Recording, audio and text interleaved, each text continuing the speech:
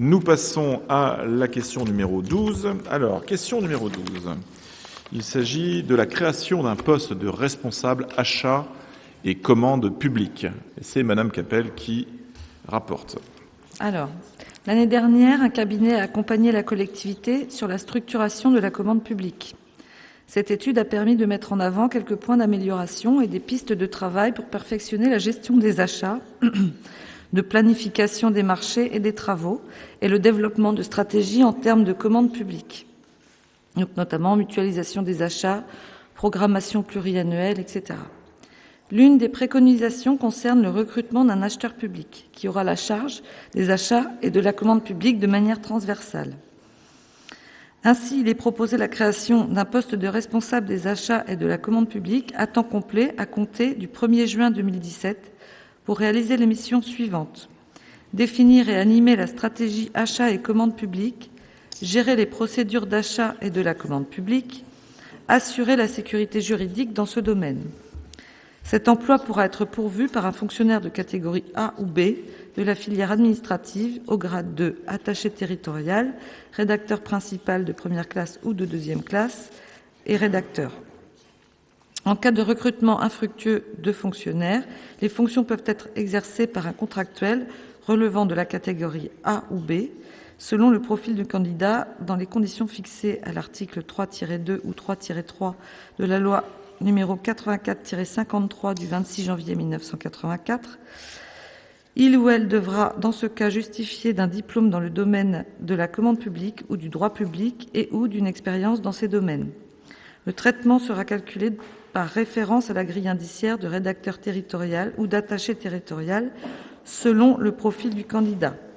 Le coût du poste est d'environ 45 000 €. On ne peut pas encore dire ce que ce poste peut rapporter, par contre, c'est bien dommage.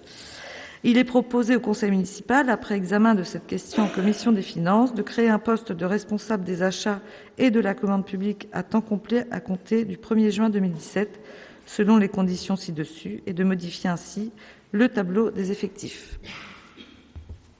Merci. J'imagine que cette question numéro 12 appelle des remarques ou des questions. Donc, je vous cède la parole. Donc, Monsieur Morazin. Eh oui, vous avez raison. Il y a une remarque. Il s'agit bien d'une création de poste. Bien. Je vous rappelle, Monsieur le maire, que la Cour des comptes nous a fait remarquer que nous étions, par rapport à une ville de 7 500 habitants, très au-dessus du nombre de fonctionnaires que nous devions avoir et que nous sommes déjà à 6 millions d'euros de frais de personnel. Est-ce qu'il ne serait pas plus raisonnable, comme la Cour des comptes vous l'a conseillé, de mutualiser avec la communauté de communes, puisque vous êtes également, je vous le rappelle, président de la communauté de communes, et que c'est très facile désormais pour vous de pouvoir mutualiser les postes.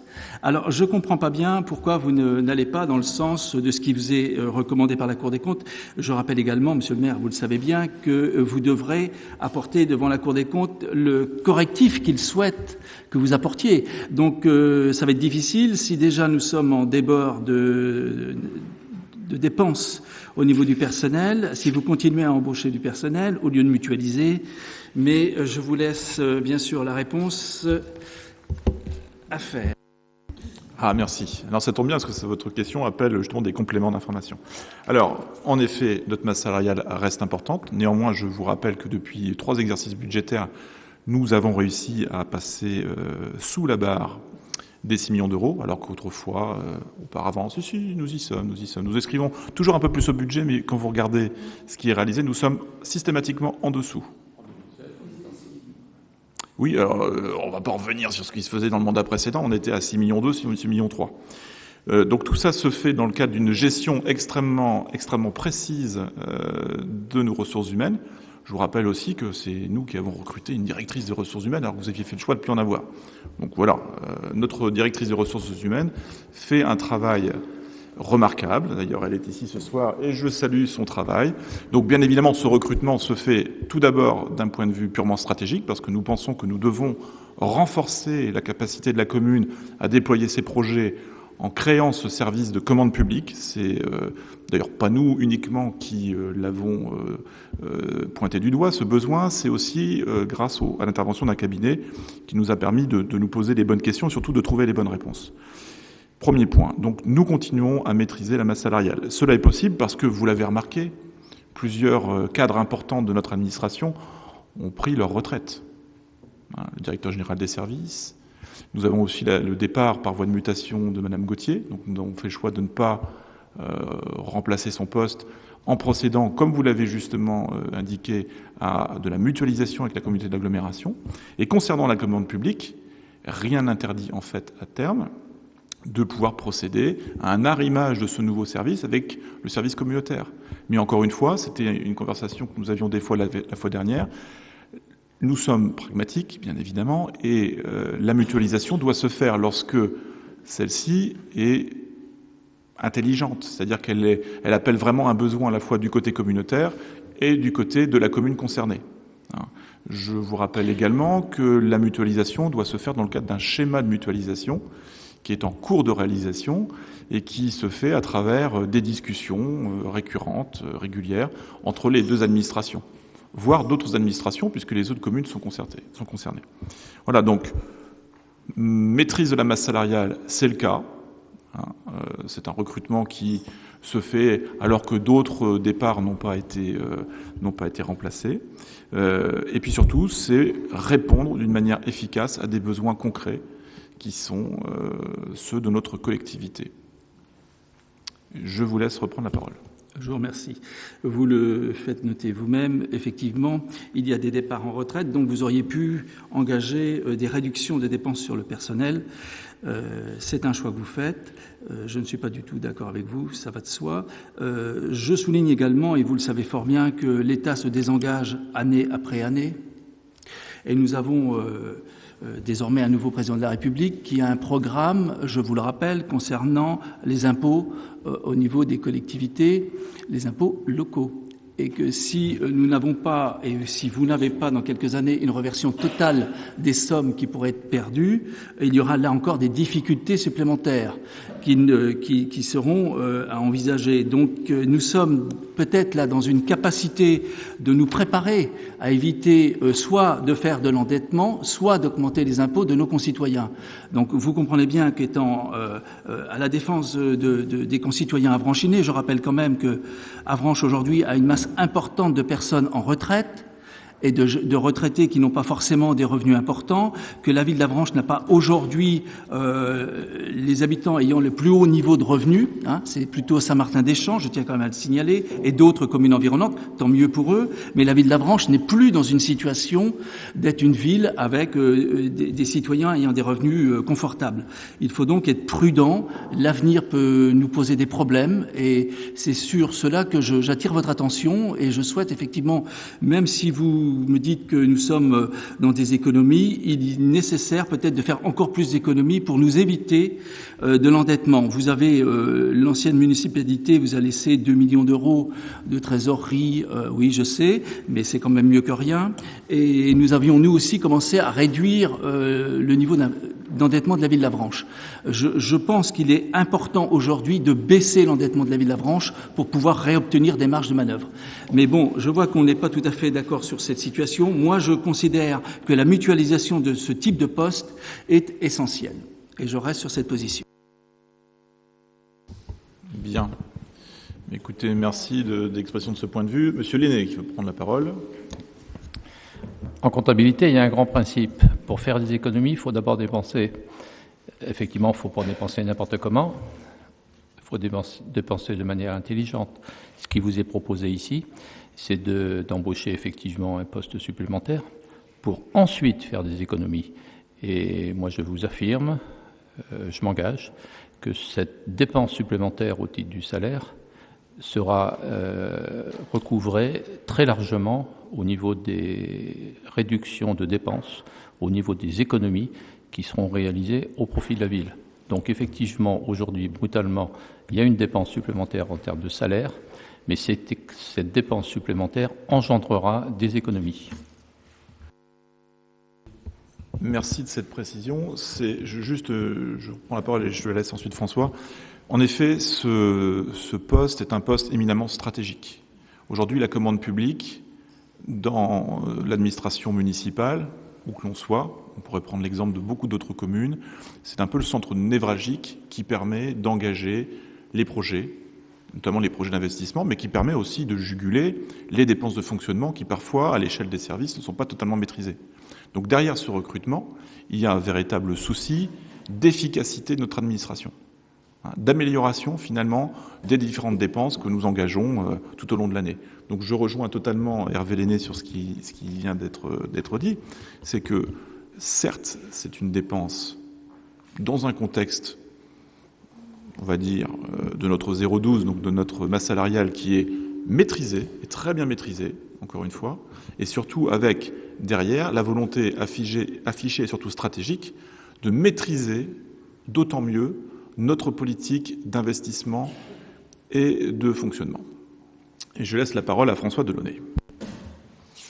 Oui, c'est juste pour préciser qu'à ma connaissance, il n'y a pas forcément de responsable d'achat et de commande publique à la communauté d'agglomération, la communauté de communes, et qu'il est tout à fait possible de mutualiser avec la communauté d'agglomération ou avec d'autres communes par la suite quand on aura embauché cette personne. Donc rien ne nous autorise à travailler dans ce sens à l'avenir, comme on a travaillé sur le service des finances avec la communauté d'agglomération, et comme on sera amené à mutualiser un certain nombre de postes. Mais il faut que quelqu'un prenne l'initiative. Donc là, ça répond à un véritable besoin, en effet. Et puis, dans le cadre du schéma de mutualisation, nous envisagerons les différentes passerelles, notamment en matière de commande publique, que nous pourrons construire. Alors, Émilie.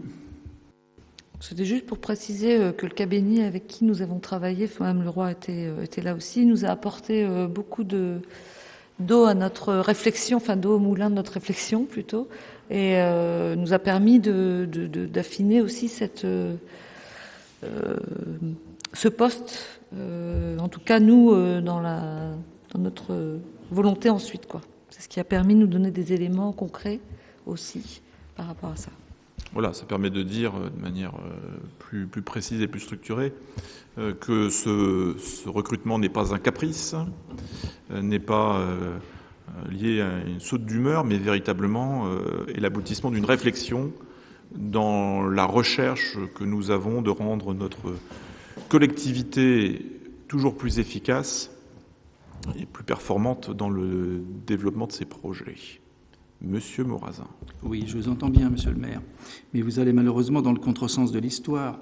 Toutes les administrations aujourd'hui, vous le savez bien, ont l'obligation de mutualiser mais si, bien sûr, les achats, entre autres, pour faire effectivement de vraies économies. Alors, moi, je suis dans une autre administration et depuis déjà quelques années, vous savez bien que le secteur hospitalier subit ce genre de réformes et que l'État est l'architecte de ces réformes et exige d'arrêter de dépenser comme nous le faisons souvent. Et je vous le rappelle, nous serons obligés de faire des économies. Vous ne voulez pas l'entendre. Moi, je reste convaincu que la mutualisation est la seule méthode de gérer au mieux l'argent public. Alors, Monsieur Morazin, vous vous dites que vous m'entendez bien. Mais j'aimerais que vous puissiez m'écouter puisque c'est exactement ce que nous disons. Exactement.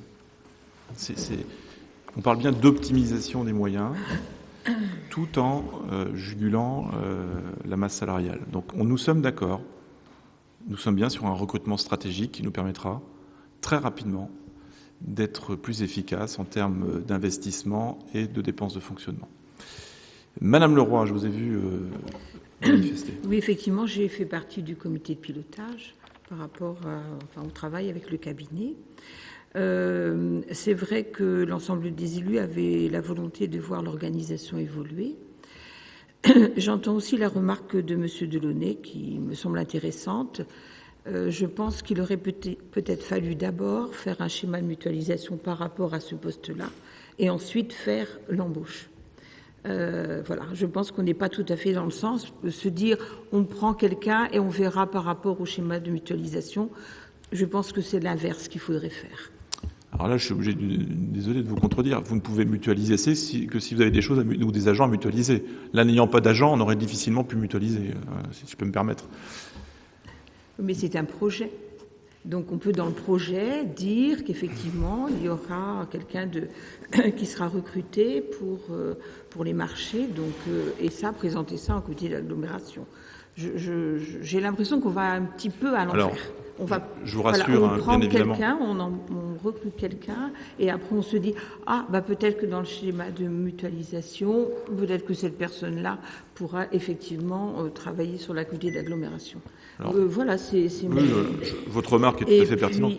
Néanmoins, je vous réponds sur ce point. Oui. Bien évidemment, cette question que vous soulevez a été discutée aussi en comité d'agglomération. Pensez bien. Oui, je pense que toutes ces informations-là, elles sont bonnes à répéter à l'ensemble du Conseil. En effet. Donc, mais le fait que nous recrutions à l'échelle de la ville d'Avranches est aussi important dans la perspective de ce schéma de mutualisation. Structurons-nous d'abord avant de pouvoir mutualiser. C'est exactement ce que nous avons fait. Ça fait plusieurs mois que nous en parlons sur le service communication.